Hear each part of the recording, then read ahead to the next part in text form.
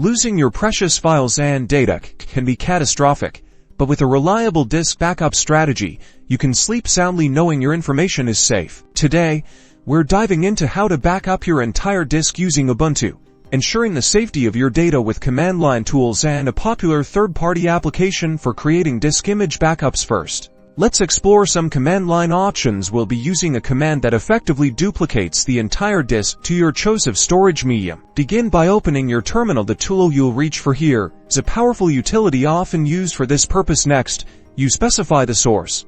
This is your primary disk drive. After this, you'll define the destination, which could be an external hard drive or another internal drive. But keep in mind you need to ensure that the location to back up to is large enough to store your backup files. Once everything is set, execute the command, and the disk imaging process begins. The command meticulously copies every bit of your data, including any hidden files, ensuring a full backup. The progress bar will give you a sense of how far along the backup is. Remember, the time it takes is highly dependent on the size of the data on your disk. If you prefer a graphical interface, let's use a user-friendly application.